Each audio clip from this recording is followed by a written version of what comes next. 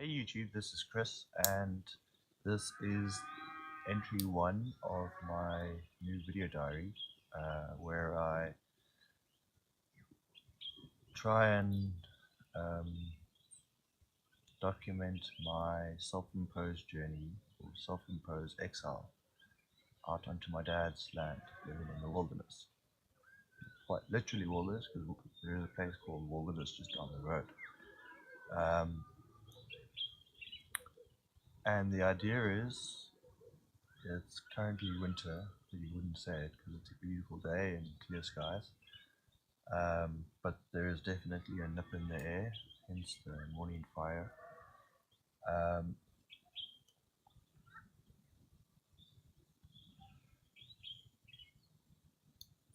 and as you can see, I'm currently living out of a tent with two storage tents at the moment, one of which the zip isn't working, so everything kind of gets wet. So I had to kind of stuff everything into the working tent. This one over here looks a bit ramshackle, but it's I repurposed my old 10-man tent, which had been damaged a couple of years ago. I'd initially just planned on using the bottom top, but it actually ended up working better, keeping the entire tent semi-intact and then using it to close up any of the exposed sections of the gazebo. First couple of nights when we were staying here, this corner over here was exposed, as well as that. This ground sheet was flapping around like crazy, and it was rather unpleasant. So, a good friend of mine, Z, and I got to work, and we came up with what you currently see. It looks a bit tacky, I suppose, but it works, and it really makes a big difference to keeping the warmth inside at night. That doesn't seem to help the tent. The tent itself just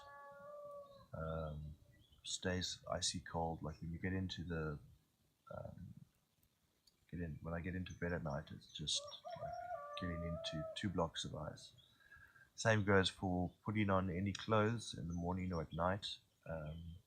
It honestly feels like I've been in a freezer all night. But yeah, that's part of camping in winter, I guess. I'll go on a more comprehensive video tour of the actual land. I did post a video to YouTube yesterday.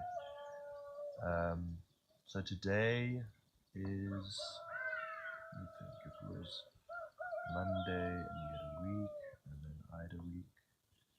So tomorrow will be my second week.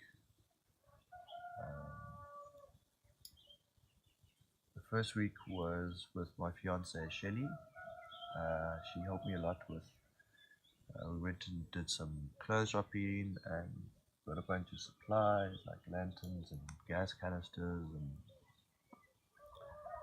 backup wood in case when the wood's wet. So far that hasn't been a problem. There's so much wood around. I'm really in my element. I'm kind of scoping out which tree I'm going to use as the base for my chopping block.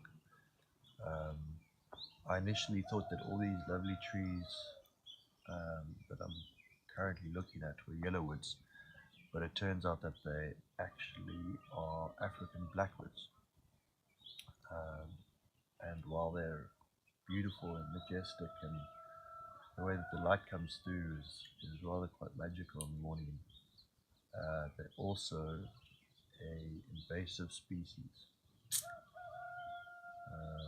It's a bit sad because they really leach up all of the water and spread like wildfire. So I'll probably have to rethink keeping a lot of. I think it's a tough one because so many of the trees create the almost amphitheater um, frame or outline, but I'll go into that into a separate video for some of the ideas I have. But yeah, for now, pretty awesome, and they're amazing for the birds and the vervet monkeys. They're kind of bouncing between the branches like there's nothing. Yesterday I had my first encounter with baboons. I've been hearing them every morning, night, throughout the day, barking, and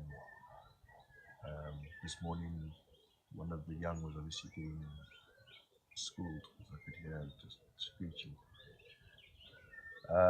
But so yesterday I took an off day. I've pretty much been working on clearing and 2 days ago started working on a new toilet because the previous one was a bit of a big fail. So yesterday I was creating a video tour of the land for my older sister in Australia, well, and I was walking down the left side of the property recording, and as I got closer to the bottom where there's a fire break, I heard a sound like bark kind of being ripped off something. So I slowed down, listened some more, and then went on a bit further, heard it again, looked around, didn't see anything, walked on a bit, maybe I would say 5 meters from the fire break, and about 10-15 meters on the actual fire break road was this baboon and its young.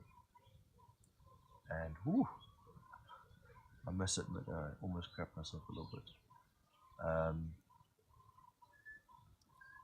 Initially, when the campsite got raided by the vervet monkeys, I did some research, and all the various sites I found regarding them said that they're not really dangerous. They might, if intimidated, they might kind of retaliate, but generally it's more just to chase you off and kind of. But the baboons are a whole other story, because they, like, I mean, this was just muscle, and they're quite territorial, so I need to work on my bark as a way of chasing them off. I think I am going to have to establish some territorial ground rules or something. I've been peeing all around the perimeter of the property and around the campsite, marking my territory. And today, oh yes, the other big highlight was that yesterday I had my first bath in close on 2 weeks. No, even longer, because 2 weekends and a weekend, because we went to a music festival on our way here to break up the trip. Shelley had won some tickets for writing a cool poem for a book, and so Thursday I think was the last shower that I had taken, and then during the festival none of us really showered, and then I've been trying to get a shower setup sorted, but the problem is I don't have water at the moment. I did manage to speak to the neighbour next door, Kathy, who's kindly said I can use her outdoor shower. I just needed to organise a 9 kg gas canister, so I tried to get one last time I was in George, but the shop I went to, 3 of the shops I went to were sold out, and then didn't get another chance again to go in until Friday. So I finally got a new gas canister filled up. Murphy's Law turns out that it actually needs a 19 kilogram gas canister.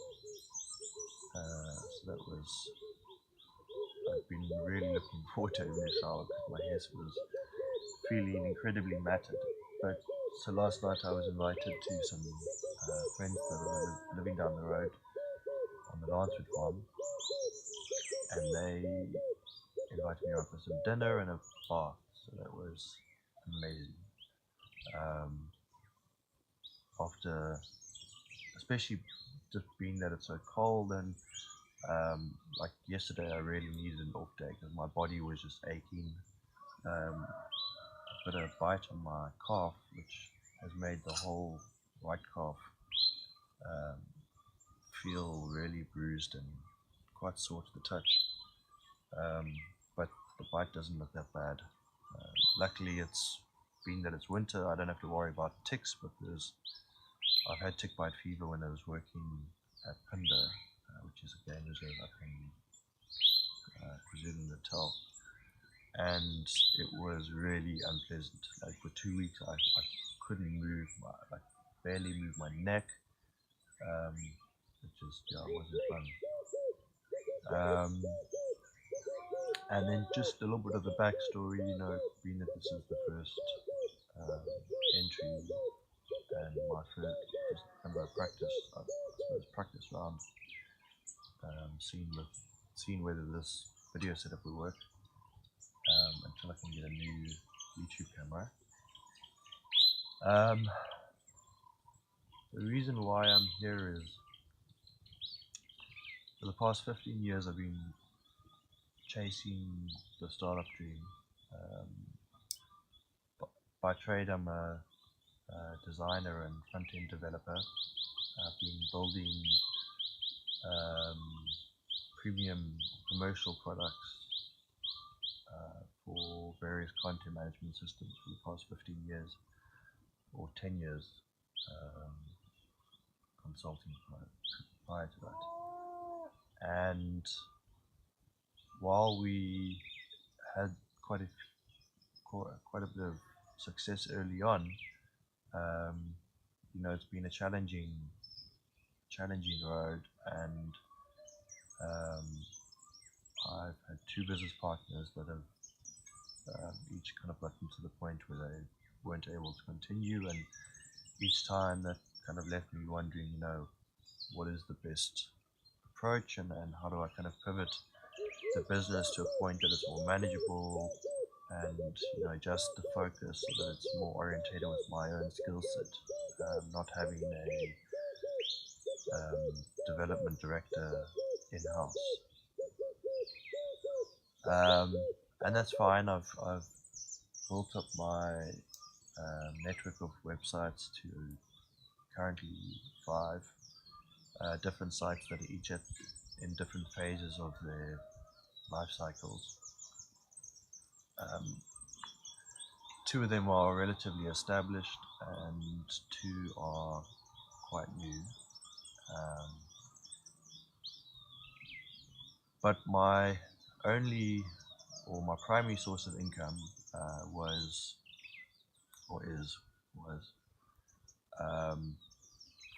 from a business that we set up in 2012, which essentially creates and sells add-ons for Headway, which is a visual site building tool for WordPress. What that means is it's this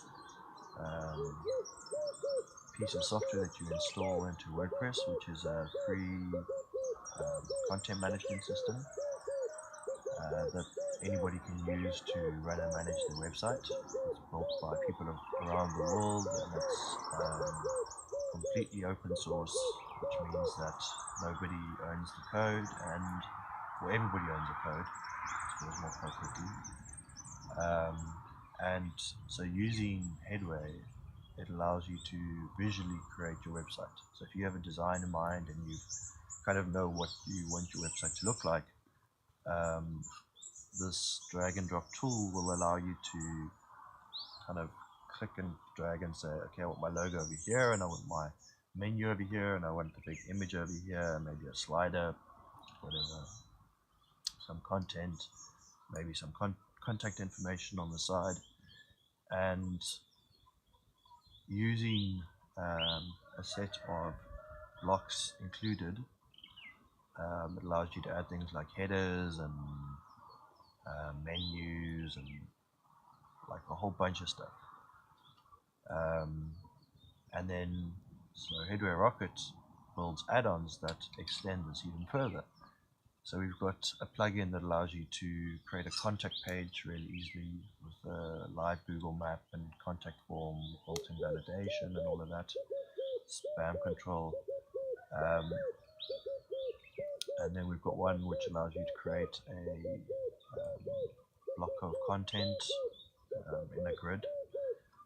So whether you wanted to create a page listing your features of your product or services that your company provides, it kind of gives you a whole bunch of options in terms of how you can lay that out and style it. And yeah, so there's a bunch of these different plugins, one for testimonials, one for creating photo galleries,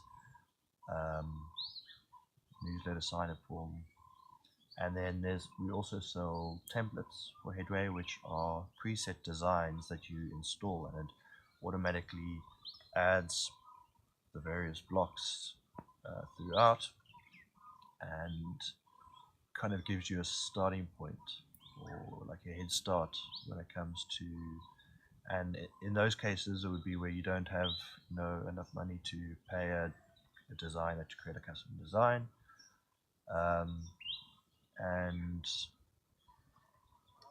again, having a site completely custom built, you need a designer, a copywriter, a photographer, often a developer, somebody that handles the marketing and SEO. So there's a lot of components to building a successful website, and this kind of gives you, fast tracks the design and kind of site building process a bit, for a fraction of the cost, because you generally pay like $30 for a template, or between $30 and $90.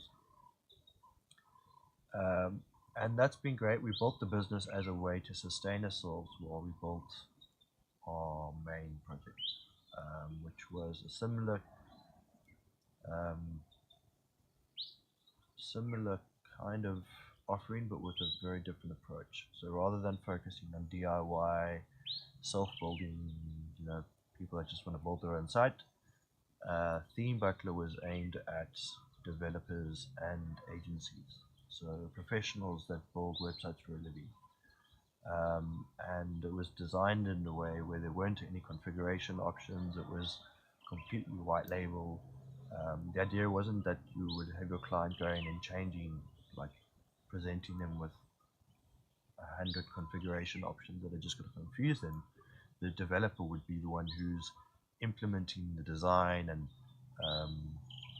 implementing the content structure and all of that. So with Permaculture, the tools we were building,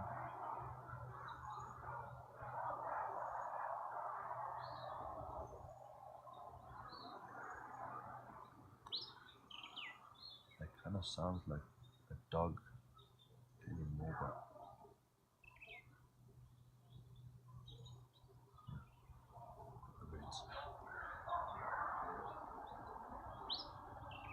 anyway, and so Permaculture we were building slowly.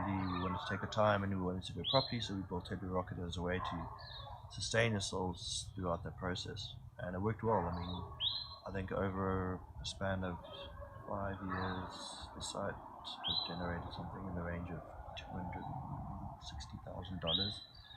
$260,000. So between two people, that kept us going, and obviously that was spread over a long period of time.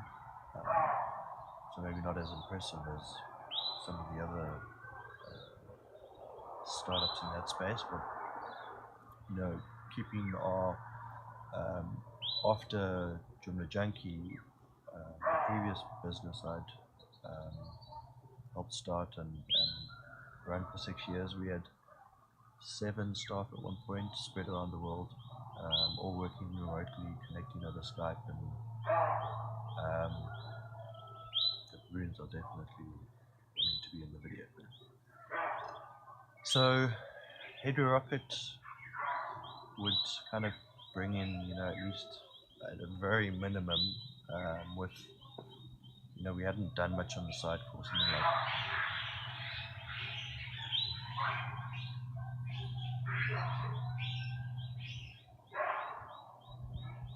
really had it this morning. The poor babies really take a beating.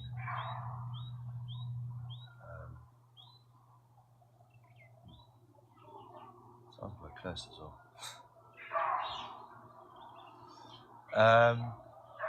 And Headway Rocket was generating at least about $800 a month, which at a stretch,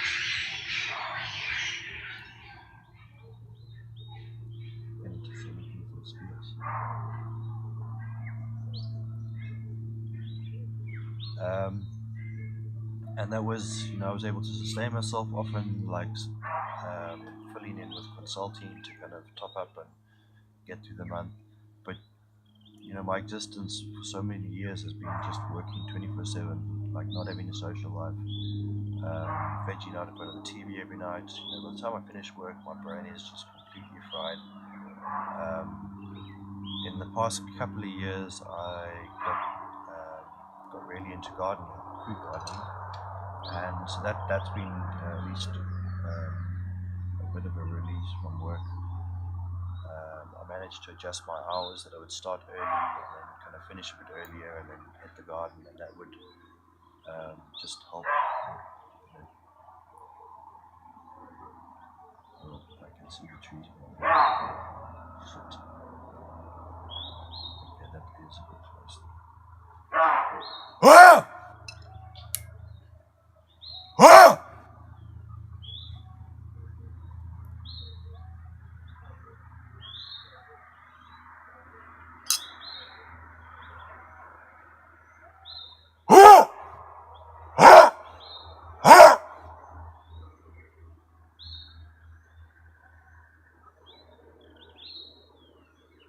I really need to get a big fuck off microphone and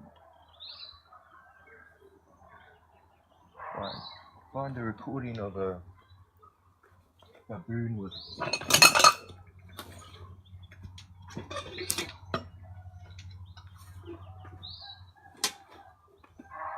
just in case.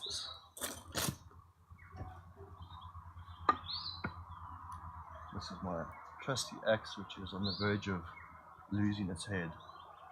I lost the handle a couple of years ago and it still works pretty well. It'll be a great thing if it. I'm probably overreacting. Becky and Lee were the friends I was visiting last night. Mentioned that often the farmers, when they're working on the farm next door, would have one of the staff members just literally standing all day barking back at the baboons to keep them away from where they were working. So if that works for them, it should work for me. I don't see any rest of them on the leaves, so that's good. So yes, Headway Rocket, we tried a bunch of things to get it going, which weren't working, and in the process, what was originally $800 a month started going down to $500, and then one month was $300, which just was then, every month trying to run around like a headless chicken, phoning debtors, my credit rating getting messed up, which sucks because we've been wanting to buy our own farm, or save up to build our own house and buy a piece of land. This was before my dad's place came into the picture. So yeah, just that, and then not having the energy to really do anything outside of just work. Kind of gotten a bit of a reputation with my friends as that guy who just works all the time.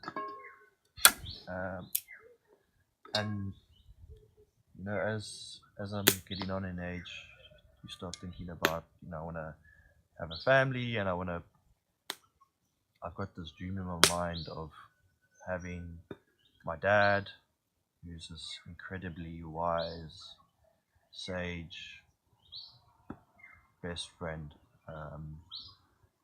and my little sister, who's just an absolute ball of sunshine.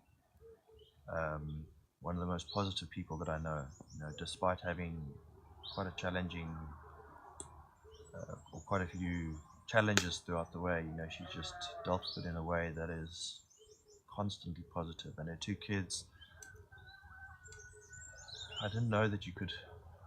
Or put it this way, I've never felt such a strong connection, and I guess it's because we're family, but I don't know. I've never experienced it with any other extended family, and these kids are just. I miss them so much. JD's 6, going on 6. Katie's 10 going on 11, I think. 11 going on 12. I think it's 10, 11. But they're just amazing, so helpful, so loving. Their prayer going to bed every night is just saying what they're grateful for. And often I'll overhear them and be like, I'm thankful for Uncle Chris, and I'm thankful for Perry, and I'm thankful for Zuzi, and I'm thankful, obviously talk about the cats. And they were initially going to join me when I was coming out here, but I think the idea of living completely off grid in a tent got a bit kind of scary, I guess. I think Jennifer was just on her own would have been fine, but with the kids, yeah, understandably. So, and the idea is to develop this into a working, sustainable permaculture farm. Once I know what's Murphy's Law, 2 weeks before I was leaving Cape Town, and I'd given notice and I sold all my stuff. Wait, no, I've kind of fast forward. Anyway, the summary is that the financial situation was just becoming incredibly stressful. I was just getting pressure from both sides to just give up and go get a job, and yeah, it's just not really how I'm wired. So by moving out here, I've managed to reduce my cost quite substantially. Sold off all of my excess, all my toys and anything I didn't need, iPad and my iMac, actually, rather on that side. And so, I was all ready to go, ready to set, to move out, and everything was kind of managed to get my car fixed, which had been broken, like out of action for a year. And then Murphy's Law, my dad gets a cash offer on the land, which he's been trying to sell for like 10 years. And the biggest challenge is that this 2 hectare plot was originally part of a 6.2 hectare farm. I'm not sure if it was this one or the one next door, but that was originally owned by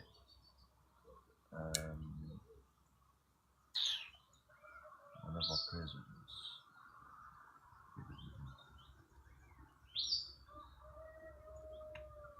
Clack. Anyway, and where the catch comes is that there's a single title deed. So there's a 2 hectare section here, and or two point something hectare, then 2 point something hectare next door, and another 2 point something, and that makes up the 6 hectares, which was the original old farm. And because there's only a single title deed, there isn't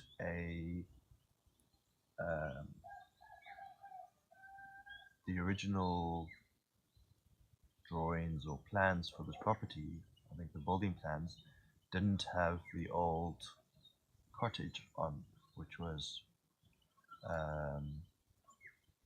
the old cob cottage that used to be on the land, which burnt down when we were here. That's a story for another day. So the reason why the land hasn't sold is because everybody kind of gets to it and they're like, wow, this is amazing. Like you really have to kind of see it to appreciate it. I mean, it was quite overgrown, but still surprisingly open, and it's got this beautiful forest floor that's just covered with leaves. It's quite pleasant to walk on. I've been, just slowly but surely picking up all the twigs so that you don't kind of like step on a twig or walking around barefoot. But it's really like, just with a little bit of the work that I've done so far, I've managed to open it up, and now it's like this nice open space, and there's kind of like natural, like over there, just kind of, I know you can't see over there, but I'll go over the plans later for what I'm thinking of doing and everything. I need to get a bit sore in the morning. Where were we?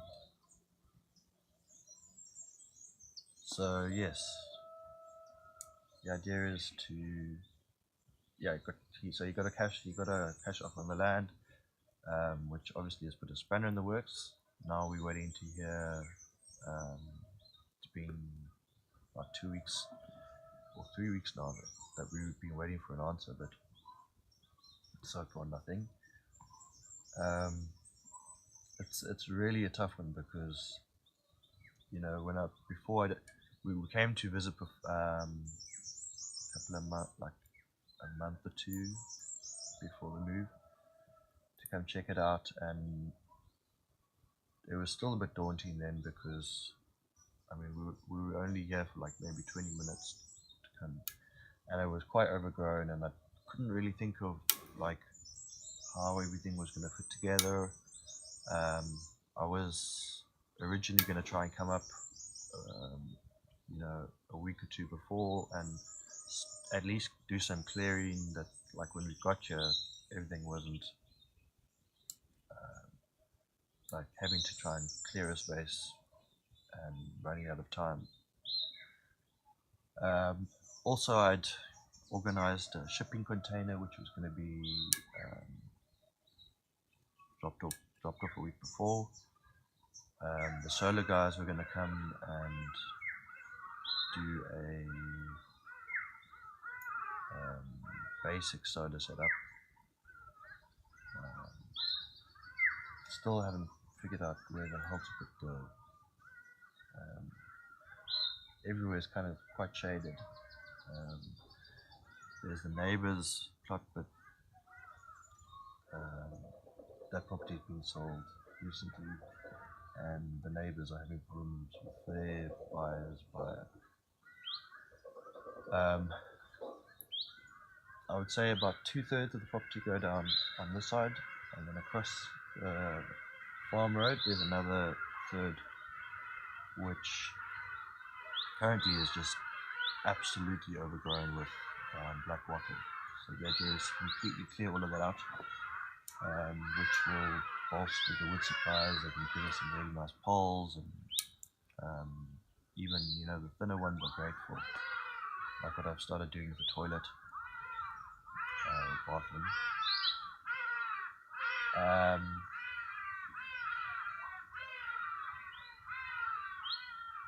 hardy-dars. You don't recognize the sound. I was actually really pleased when I heard the first hardy-dar when I got here, because we had them at our house in Hoekwil, and they always used to annoy me because they've got kind of quite a distinct call. But then I read a really good book by a South African author called The Housemaid's Daughter, and in it the main character, this young African girl, talks about the hardy-dars and just the way she describes them, and yeah, it was pretty cool. And ever since then, I've kind of had a fondness for them. And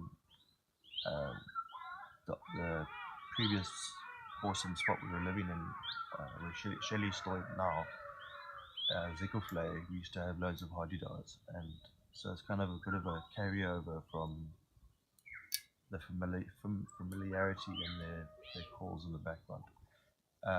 The one cool thing though is that these ones, or at least the ones that I've seen in the fields, actually have white covering rather than black that I've always seen. So it's like hardy-dars, but different variety. So it's kind of the same but different, which is cool.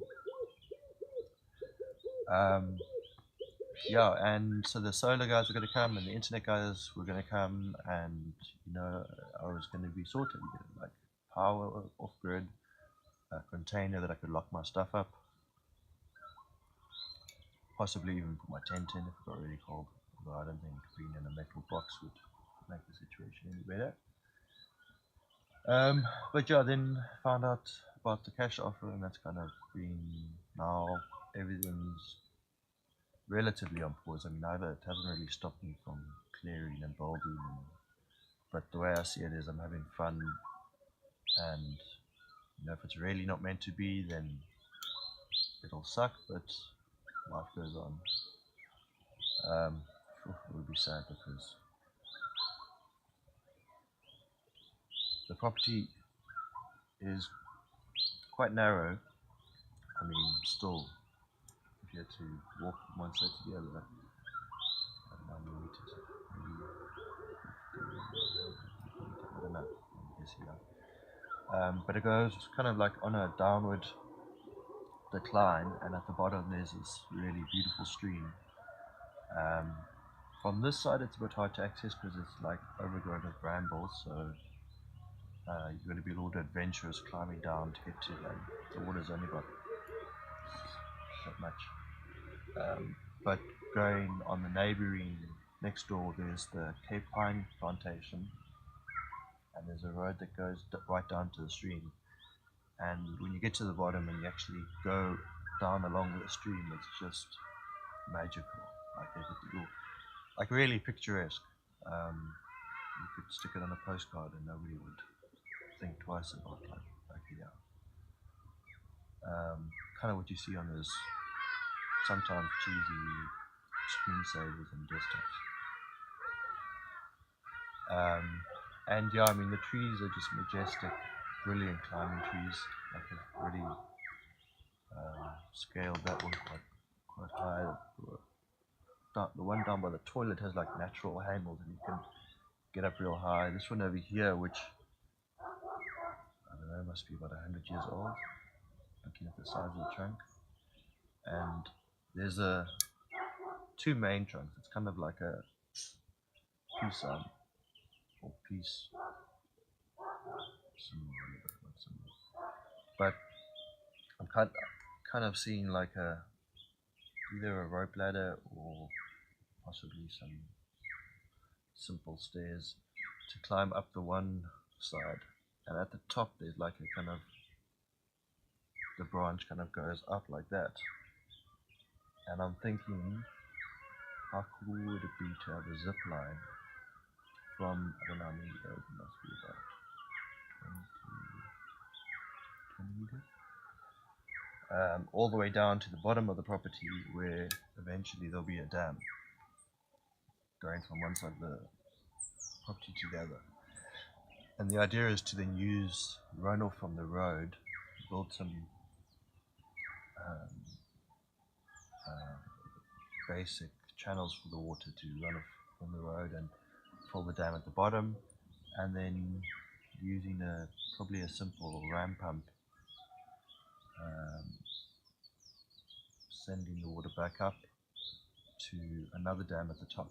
Because what I'm thinking, that third section on the other side is going to be the main growing area. So the idea is to have a couple of polytunnels, a dam, some chickens, ducks. That's going to be a bit of a challenge because there's caracal, I think, basically predatory wild cats, and even birds of prey, which are quite notorious for taking out small game, small animals. But that'll be a challenge, and we'll figure it out.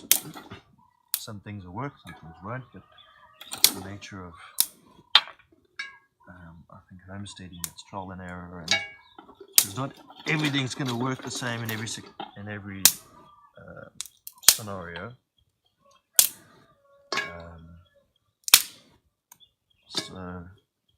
But one of the things I'm doing at the moment is speaking to as many of my neighbors and locals as possible, and just seeing, how do they deal with these same sort of challenges, because obviously they're in the area. And yesterday we stopped off at the bush bar. There's Wilson. I think it was Wilson. I get confused. It's four brothers. Watson, Wilson, another W, and then Sonny. But awesome guy. I'm not sure where he's from. Anyway, Malawi? No, not sure. But anyway, they've got a really awesome spot just down the road, and really the way they've got this bush bar and veggie like gardens everywhere, and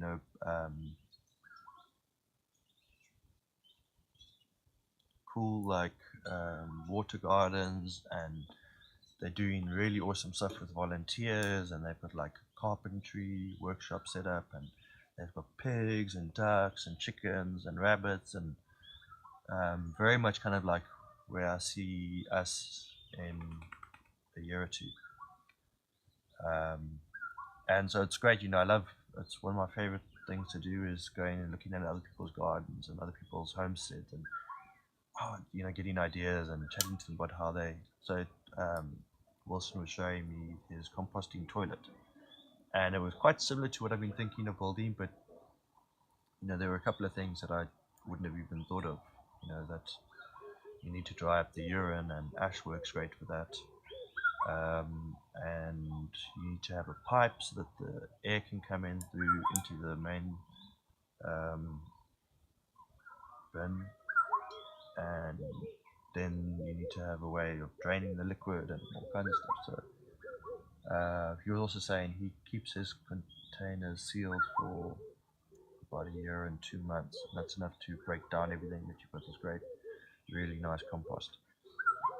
I am going to have to get some more containers though, because the plastic bin that I got was an epic fail. It was working great until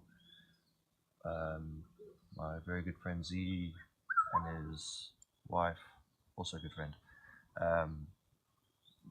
stopped by on the honeymoon, and Z's a big lad, he's about 100 kilograms, and so it obviously didn't take the weight very well. And on 2 occasions now I've gone for my routine evening poop and literally seen my ass, which when it feels like it's 2 degrees outside and your bottom's exposed, and kind of just exposed in general, falling down on top of your own poop isn't very fun.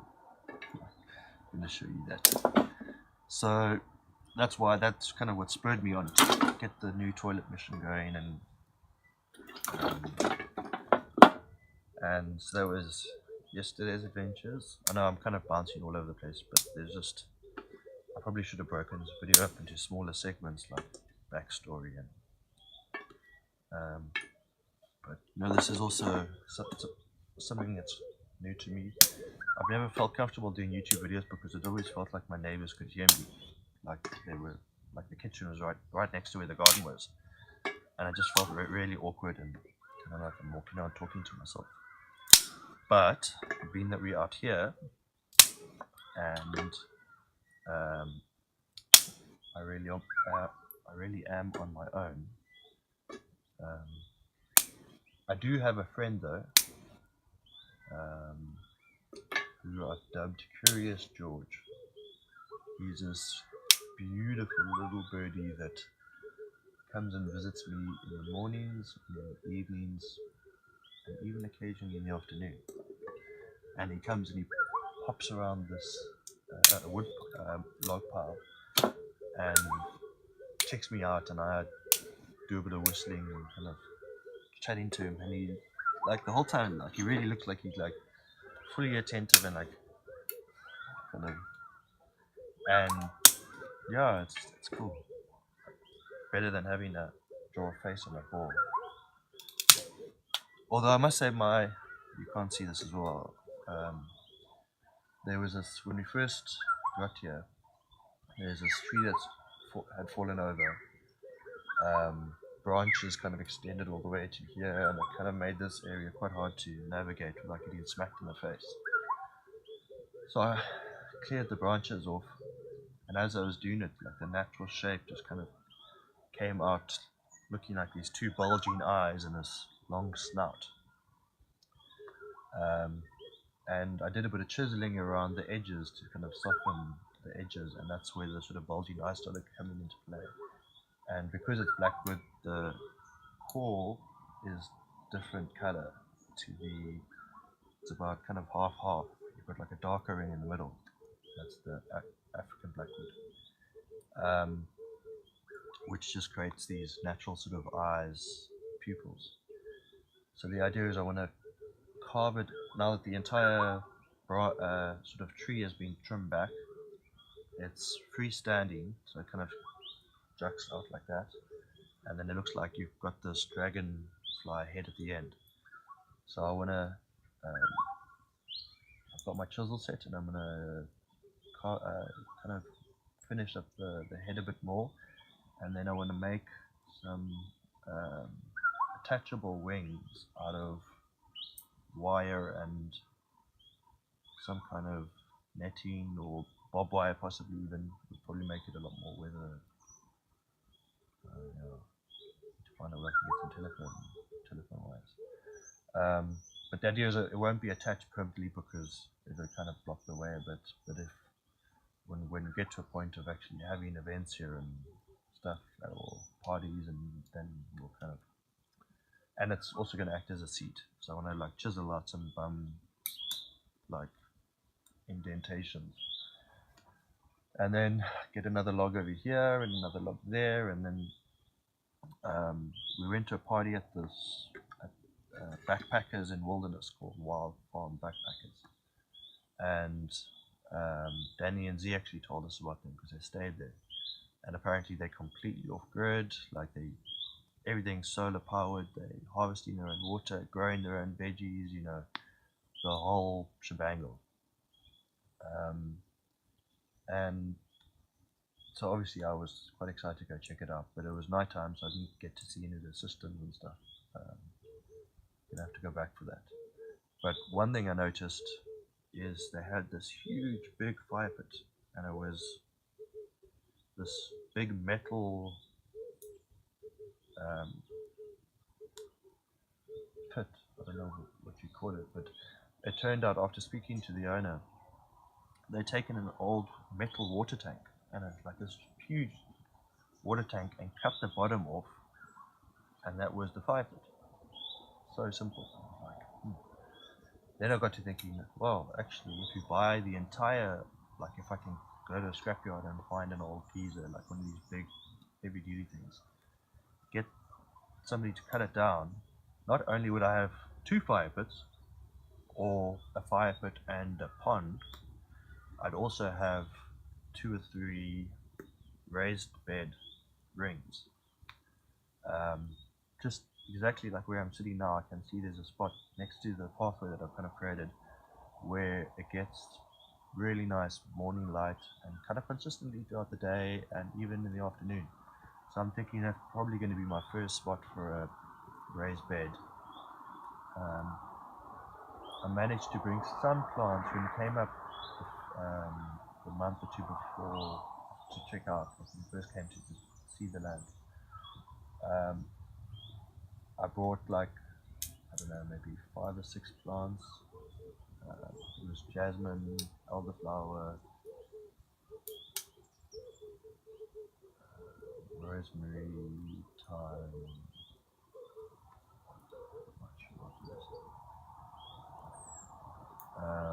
and then the rest of the plants I had ready potted, like ready to go. But and then there I'd like all my chilies and my like really it was my own little version of Noah's Ark when it comes to culinary herbs, and heartbreakingly I had to leave them behind. But Shelv said next time she comes up she'll bring as many of them as possible. But luckily, I have a good family friend just down the road in Rondevlei who has the Rondevlei Herb Farm, which was one of the first places I think which would have got me interested in gardening. Because Jilly's place is just this. It kind of looks like just this wild farm, like beautiful garden on the side of the mountain, on the side of a hill. But as you look closer, it's like a full-on. She supplies, hotels and restaurants and local supermarkets from all the way Plett to Mossel Bay, which it's quite a large part of the garden route.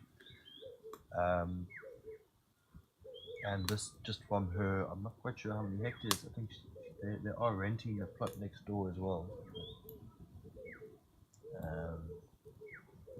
And so yeah, I'm gonna ask, get some seedlings from her, and then Becky and Leroy down the road also have a beautiful. I'm actually going to do a video walkthrough tour of both of their gardens. Actually, all the gardens that I encounter, because it's just one of my favorite things, and I'll categorize it as that. So if you're not interested, you can just ignore me. This guy, that bird that we just heard now, I still need to identify. I've been taking down the various characteristics and recording. I've started a little audio bank where I'm recording individual sounds like the hardy-dars. So far I've got the baboons, loads of birds. We've had quite a few nights where the owls have like hoots off, hoot, hoot, like, hoo, hoo. And then there was one crazy owl that was like making really loud. But I haven't heard them lately, and I haven't managed to get them recorded yet. And then that's wood pigeons. That. What else? So the idea is I've got a couple of ideas for the farm website, and the idea is I want to have a interactive section where you can explore the plants, the animals, activities. This is perfectly placed in terms of having everything you possibly want, like really just around the corner. Everything's it's got some of the best mountain biking trails in the country, some say the world. There's, I think, a guy who's got this crazy ramp as well. There's some amazing hikes, like really just there's one we did as a kid where you trek through the bush and you like 3 hours just into the forest. kind of bundubashing a lot of the time. And eventually, it's been one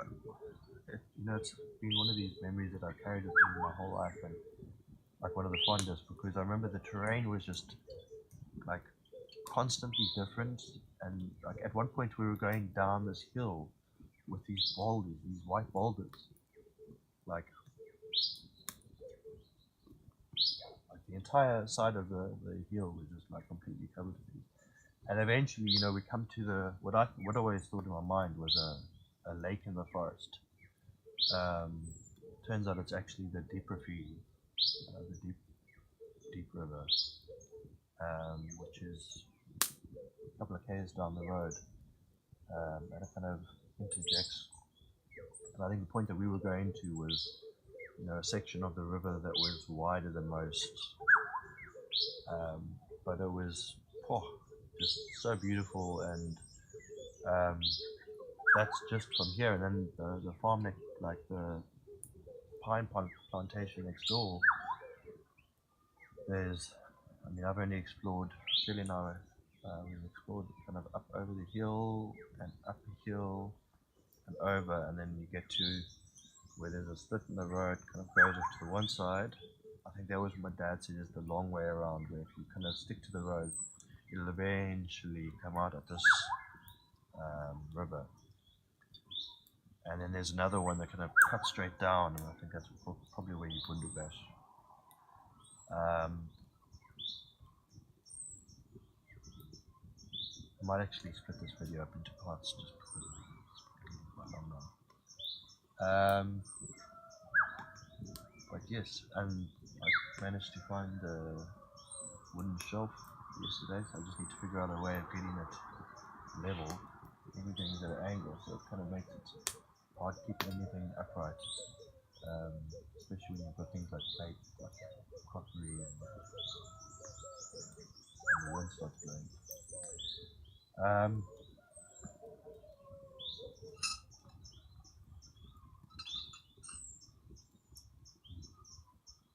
I think this is my single most.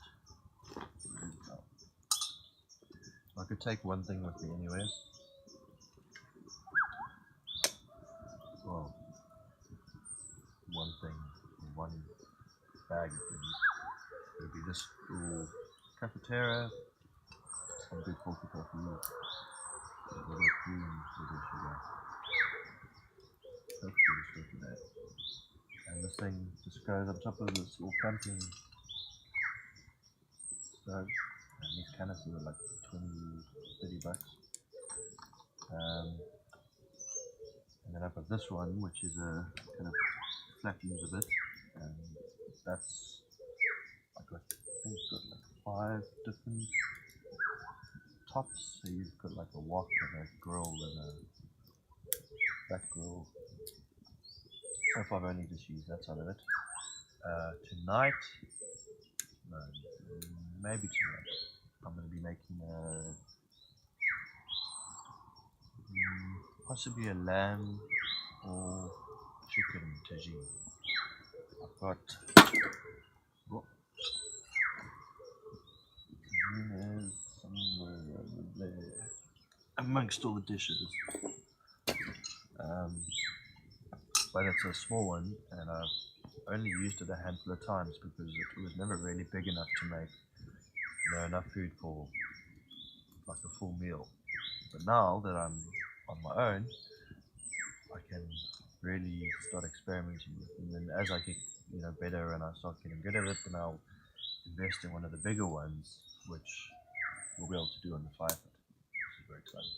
And the 5-foot as well, at the moment I'm using this little squaffle briar, which is fantastic because if it rains I can just move it in, or if I want to sit inside and read, I put it in the direct center so that it's at the highest, the roof's at the highest point and it doesn't melt the plastic. And because it's sealed off on both sides now, it kind of keeps the warm air in quite nicely.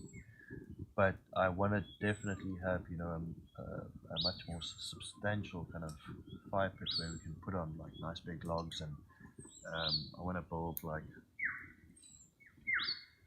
the traditional kind of like 5-foot bits and pieces where you've got the forked sticks kind of driven in on either side, and a stick going, a pole going over, and the poikie hang on the side, and the kettle hanging, and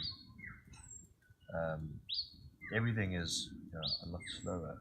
Making a cup of coffee is a process of finding a cup, washing it out, washing out the cafetera. I suppose these are things that you would do normally, but having a tap and a thingy definitely helps. But I suppose also it's normally at home everything kind of has its place, and while I'm trying to kind of get into that kind of system here, everything's kind of a bit, because every time I go anywhere I've got to kind of pack up, like compact everything inside and make sure there's no food left out, like take any valuables and put them in the car. Hopefully that'll be easier once I get a container on site. Just worried about it sticking out like a sore thumb. They really aren't very pretty. But I do have an idea of creating like a wooden frame, I guess, and then using the wood, these thin black wattle saplings, and kind of using that as a way to kind of cover up the shipping container. Actually, it would be even better if it was submerged. But, digging holes here is a bit of an issue. Every single hole I've tried to dig, I ended up getting like big fat roots, and obviously I don't want to mess with those, but it is a little bit frustrating when Z and I initially had this grand plan of building this massive fire pit. But once both of us started digging, we were like, okay then, so maybe we'll do a raised fire pit.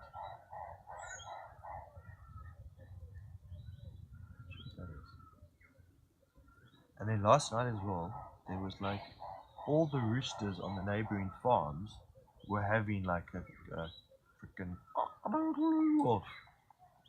And this was at like 1 o'clock in the morning, and I was like lying there. I think I actually recorded it, and it was like, but I mean, it's amazing how many roosters there are.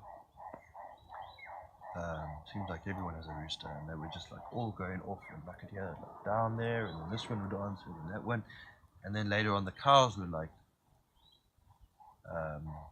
which is weird because as far as I know, the closest cows on this side are like 3 plots down the way, and it really sounded like they were right next door here. I don't know if it's just because the sound carries, or it did kind of also sound a bit like, I remember when I was at Pinda, you always expect, when I was working on the game reserve, you expect lions to be like, rawr. But actually it's more like, and this is kind of what like it sounded like last night. And apparently there's they found mountain leopard tracks on the bottom pathway recently, not that long ago. I did actually hear something in the campsite a while ago at night. I kind of hadn't cleaned up on my plates properly, and left some of the leftover food on, which was silly obviously.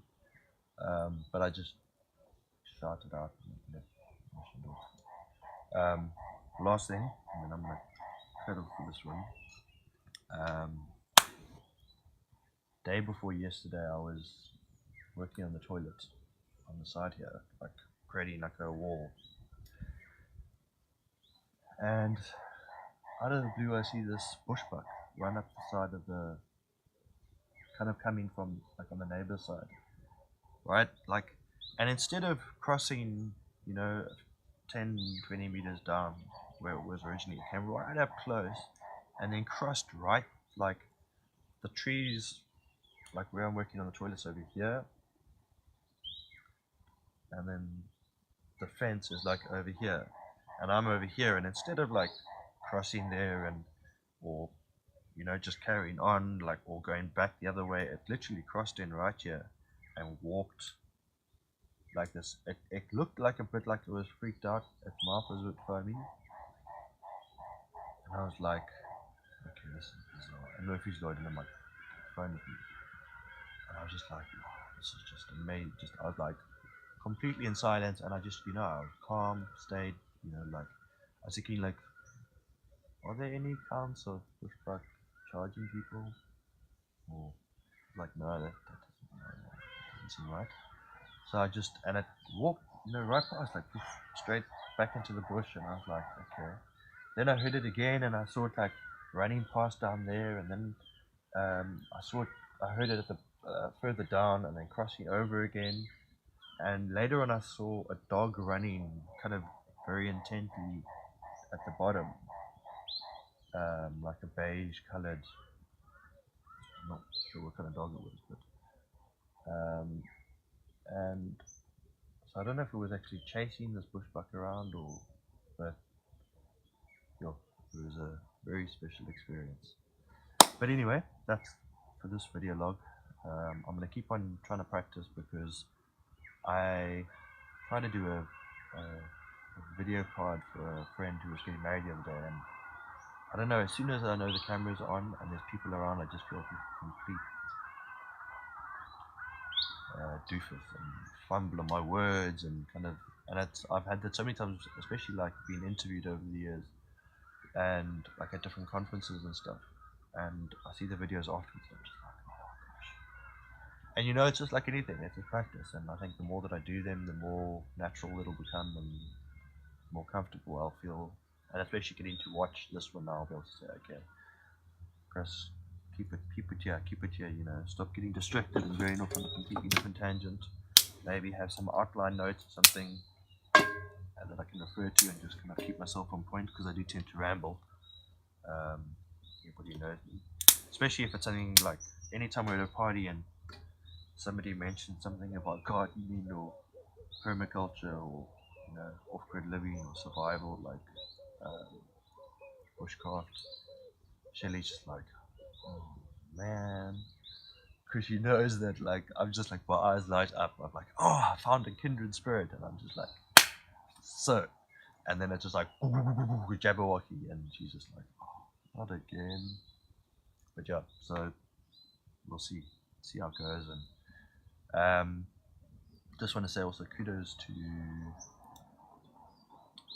my good friend Andre's wife, who now I'm spazzing on her day. Tip of my tongue. Yeah, man. I couldn't have to check that. Oh, I didn't check. Wait. Bronwyn. So yes, kudos to Bronwyn for prompting me to do this video. That was something I was planning on doing anyway, but I don't know, the purpose of it isn't really to get onto a TV show. I mean, it's something I've always thought about, and I think it would be fun, especially, Cooked is one of my favorite local shows. I love I love Justin's style of outdoor cooking, and very rustic, which is kind of my style as well. But then also River Cottage, which is I can relate to the entrepreneurial side. To me, I see a big piece of land as this as just potential systems, and that are going to feed and keep us warm, and give us means to trade, and start selling their markets, and organically kind of build things up. Yeah, I'll try and do an entry a day. I don't know if it's going to be possible with I need to get kind of back into work mode as well, which has been a bit hard, because the draw of the land is ever strong. But yeah, until tomorrow.